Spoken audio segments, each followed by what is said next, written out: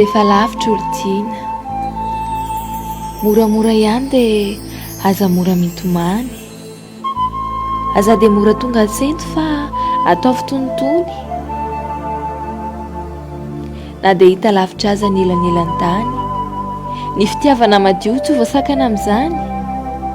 raha azoko natao dia teo anilanao, ny ansampy an-tsety tokana na mihinana anao, kanto taitra tamiko aho, dia teo dia nita mipify, alavirany tany no nanokatra ny masoko, ilay mbola toy ny kipy, hoe kaiva toy izany rehefa ny olon-tiana, no ela tsy hitahita, dia teo vao tonga saina hoe lasa nofo sisa, dia namisavisa hoe any lavitra any, iny tokako iny, SARY mba manahoana, mbola tia foana, SARY mba mahatsiaro, fa ilay tiano ny aty toa lasa sarom-piaro amin'ilay mpandahatra, na tonga antsika roa isara toeranena, aza tsinjrea izany rehefa babo, izany rehefa lavo-pandreny te ahita foana, te ahita izany tiana, dia raha anohany ianao mandre, matsapa ny fivavako, isan-kalina mangina mba mangataka amin'irary amin'ny ao ambony, hoe ataovy re maharitra ny fitiavanay, ny fiarahanay, ataovy re mba tsapan'izany alahelo tiana, ilay manina tsy miato, irerany efitrano, ilay tsy mitsaha miandry ny fahatongavanao, ilay foana manantena maniry ny orikao,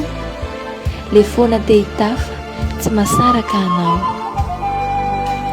dia rehefa ilay mahita olon-dro mampiaraka, dia mitsiko kely hoe any izay malalako, zaho aty irery, tsy sasatra mijery ireto sarinao, miandro ilay somesy hoe aviso ampatsianao, ireo tafa tambazotra sy ireo antso ataroby, no solom-pifandraisana, no sisaka nafi, entina nadinoana ilay ala virany toerana, entina menona ilay bangy izay navelany, hafa foana rehefa tiana ho any alavitra any, mamina ny lava hoe ampito sahandro any, no tafaray indray, kanefa ankamatatra ny laham-piainanay, tsy misy na dia iray, aniry ny olon-tiana ho any lavitra any, zarany aza ve raha azony atao akaikiny eo ihany, izany kory tsy olana, raha toka samity, raha toka ny safidy hoe anjara ny doria, dia na dia lavitra aza, tsy hafa mifandray ny vatantenanay, dia tsy anana ihay, satria ny fahatokisana efa anatinay, ho an'ilay malalako any alavitra any, mahatokisa ny fitiavako, fizaho tsy vadidely izany, raha mbola velonay, iriko ianao ihany, ianao ilay sombiny aina, ilay antony fikirako eto ambony tany.